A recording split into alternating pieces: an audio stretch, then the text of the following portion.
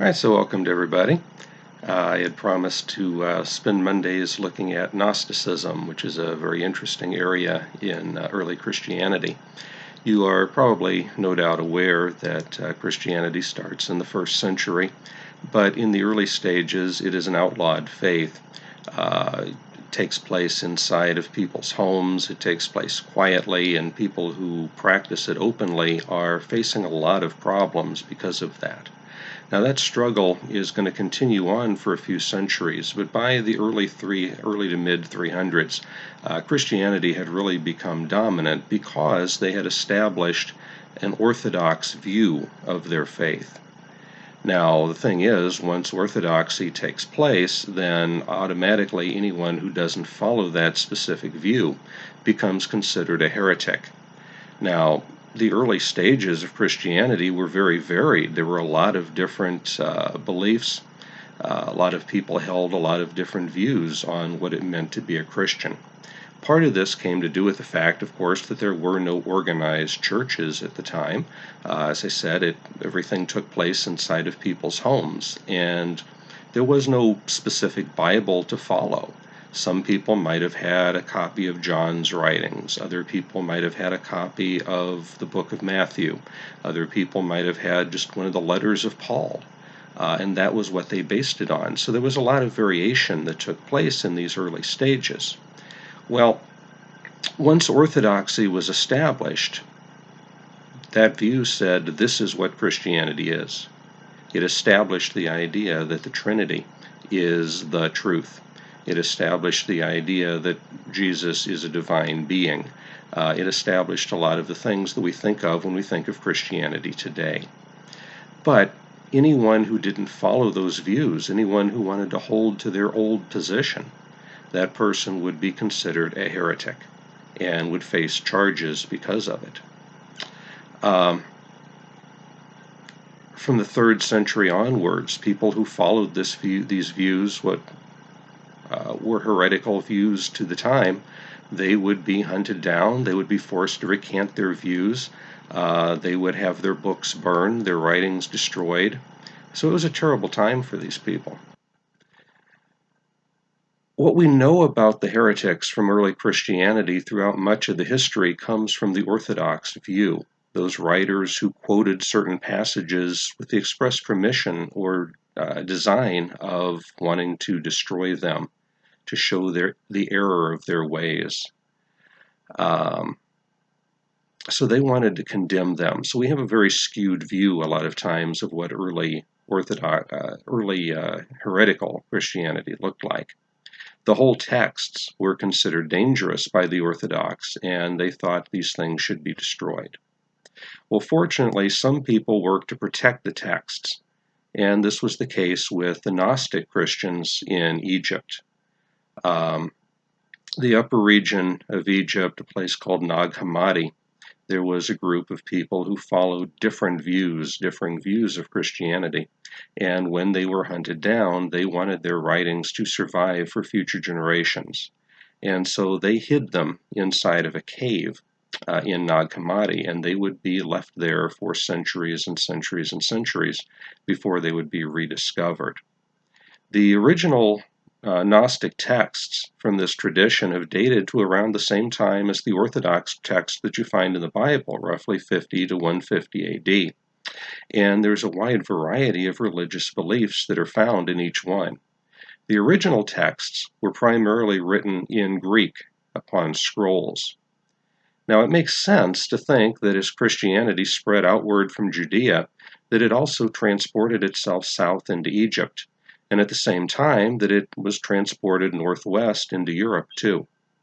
So just as Paul took these letters into Europe and spread Christianity northwards and eastward that way, that way, then it also went southwards into Egypt as well. It also makes sense that as Orthodox Christianity was influenced and strengthened by Rome, that it was altered in some sense by Paul, that others, they would appeal to the people of the region. I mean, this is one of the things that we find is that when any tradition spreads from its original homelands into new territories, it can't just go in and replace what was previously there with something completely new. The people are not going to accept that. Instead, what's going to happen is that it will assimilate into the ideas. That's why when you look at Europe, which was a very pagan culture, you'll find, for example, that we now celebrate Christmas on December 25th. Well, most of the historical record would show Jesus as being born in late spring, but there was a celebration, actually several pagan celebrations that took place around the solstice, and it implied the idea of the rising or the bringing back, the return of the sun. And so they used those ideas in order to incorporate what the people already knew and believed into these new traditions. Well, it's going to be the same anywhere else that you go, so it is going to assimilate into the culture. So clearly, Christianity coming into Egypt is going to assimilate into a number of the other views that are held by people of the time.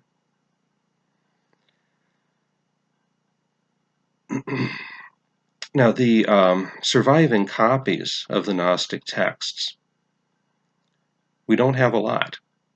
These things were hidden away, as I said, in a cave in the Nag Hammadi desert.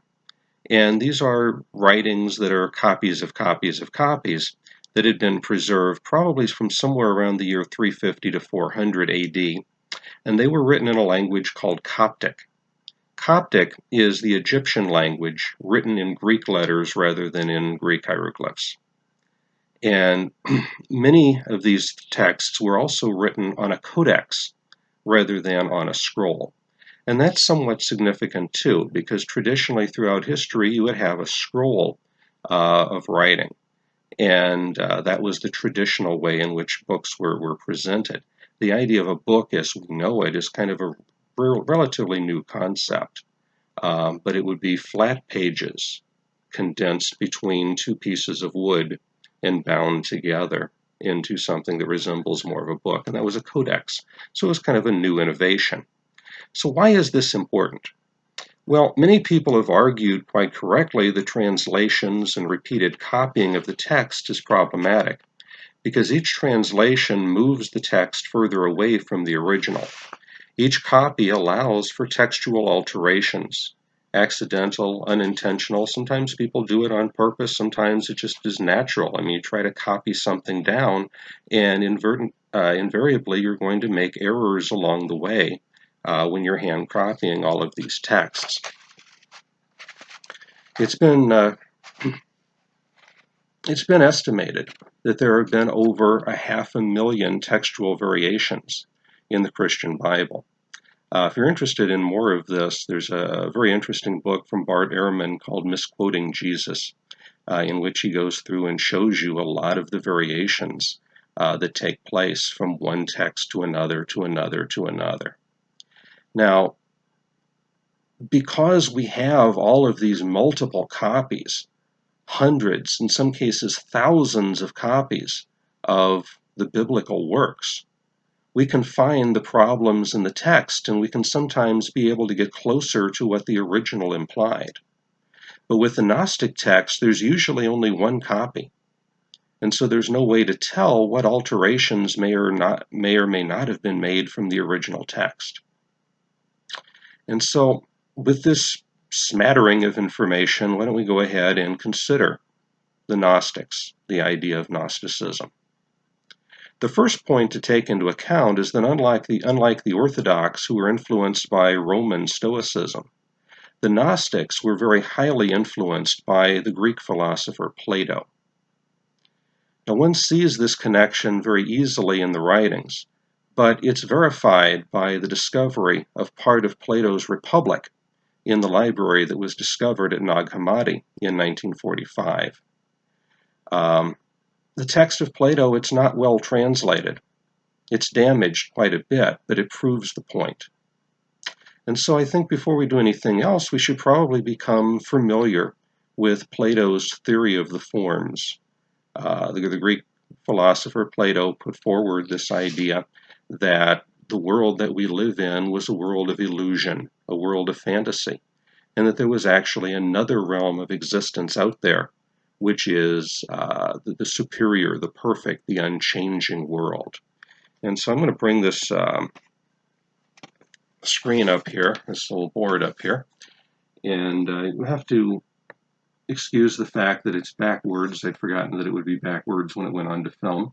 But basically, Plato described that we have two realms, what he calls a realm of being and a realm of becoming.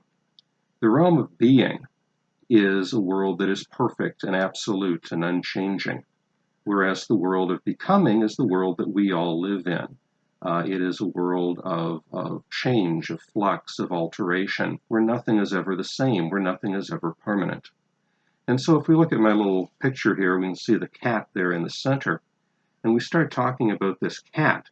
Well, this cat can be recognized as such within this world, but if we put it next to any other cat, we're going to see that there are variations. We're going to see that there are differences.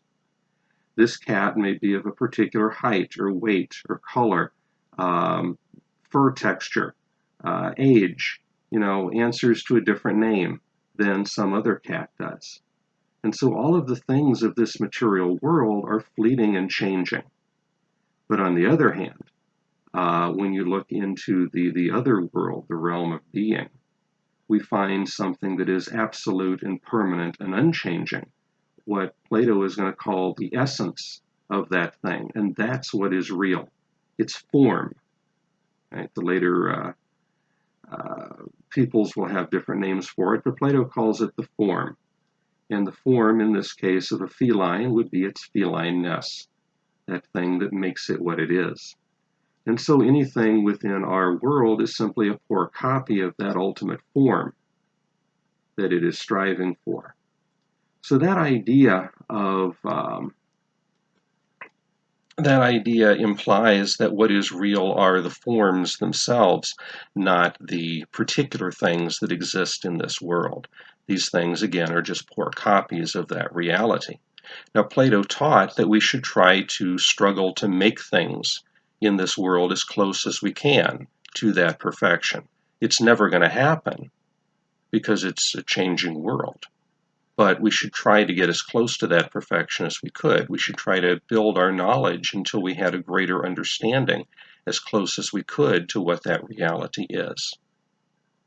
Well, a few hundred years later, there's a Christian writer called Augustine, St. Augustine, and he, in a work called The City of God, sort of links the idea of Plato's philosophy to Christianity. In a way that I think we can very easily see where this would go, right? Our realm of becoming already implies the world that we're living in, that perfect realm of being. We can already see that as heaven. So you can already see elements of that coming into play. But St. Augustine is going to be born in northern Africa. He will go on to become the Bishop of Hippo. Now, in that sense, we can see where some of those Egyptian, Northern African elements start to come into play as well. Well, anyway, in the City of God, he is basically going to model Plato's philosophy onto the views of Christianity. And so if we go back to the screen here, you can see that the realm of being, that perfect, unchanging state, he gives the name of Jerusalem. Now, Jerusalem is not to be confused with the holy city of Jerusalem on earth, but it's a name that he's using to imply that ultimate perfection of somewhere greater or somewhere beyond. In our realm of becoming, he gives the earthly name of Babylon.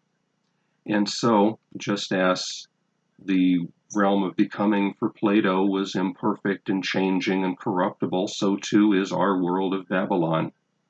And we should all strive to get as close to the perfection of the realm of being or the world of Jerusalem as we possibly can. We're never going to be able to achieve it completely, but we should strive as hard as we can to get to that point. So we can see again how this idea comes into play. Now, St. Augustine also argued that the greatest pleasure that a person could envision would be to see the face of God, and that would mean leaving the realm of Babylon, entering into the realm of Jerusalem. And so he would be able to see the face of God. But because of the fall of Adam, none of us are worthy of this. We can't do it. But when Christ came into this world, he came here to wash away the sin of that world. When he dies upon the cross, he does so in such a way that it washes away that original sin for mankind. And it allows for what he calls grace. Grace is the ability to overcome and conquer sin. So when we accept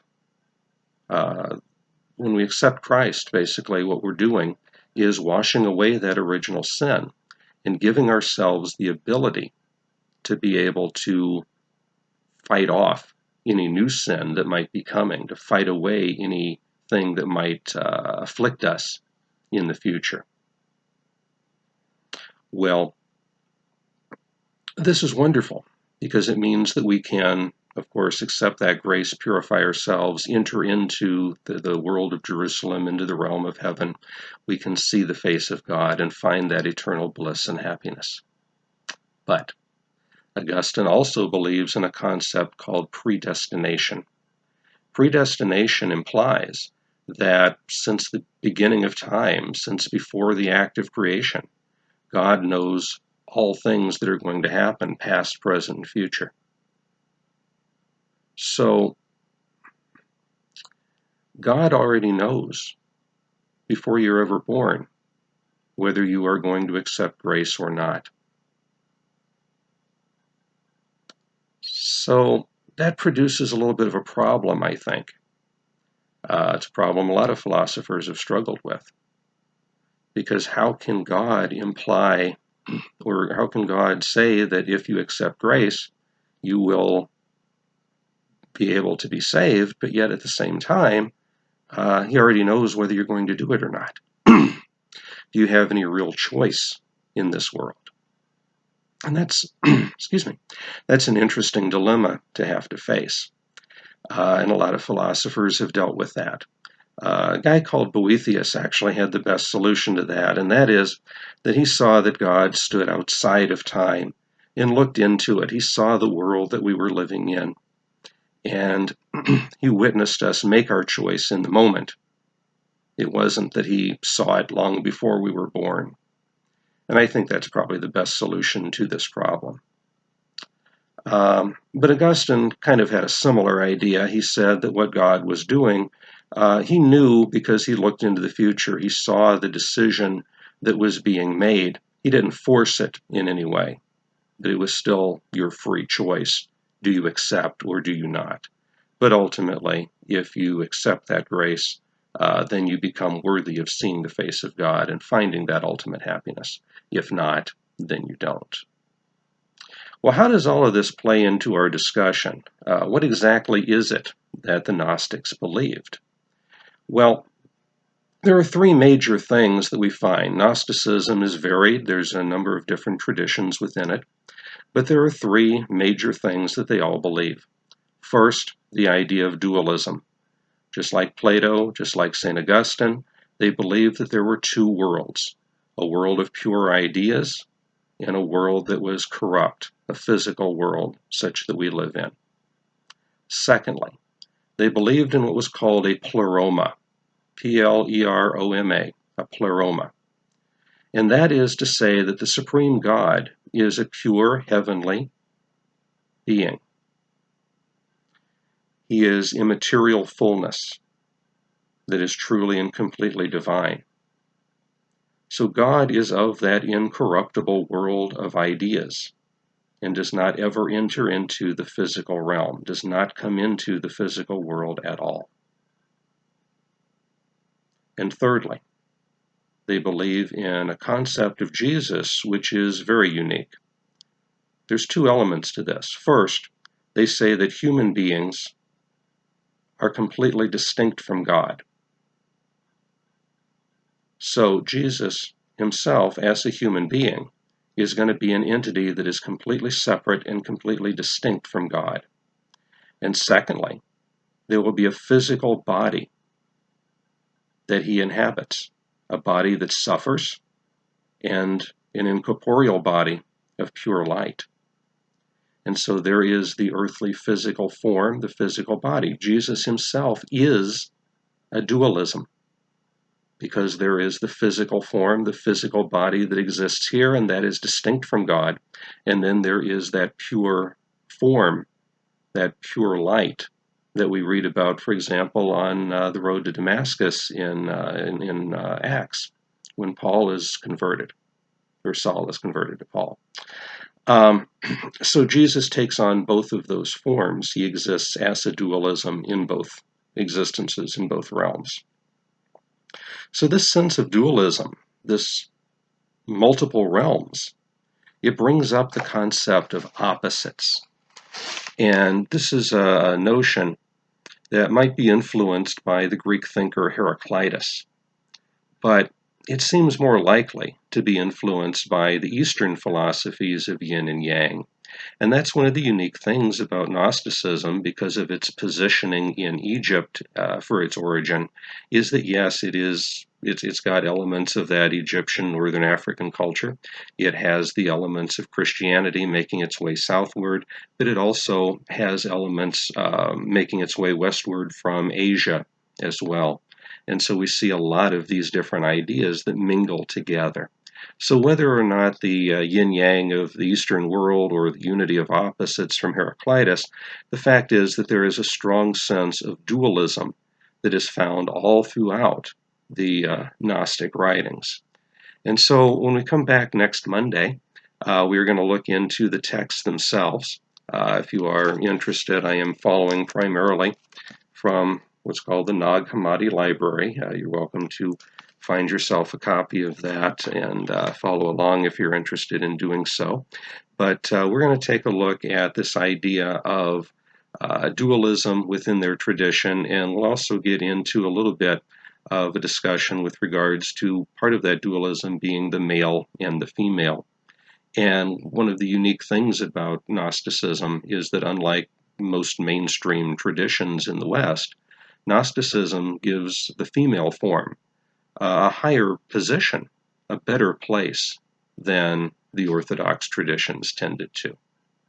So anyway, I hope that you guys have enjoyed this and learned a little bit, and I will be back with you next Monday in order to give you another talk on Gnosticism. If you have any questions, feel free to list them there in the comments, and I'll be happy to get back to them, respond to you in the comments if I can, or if I have to, I'll perhaps include it in next week's talk. All right, so have a great day, everybody.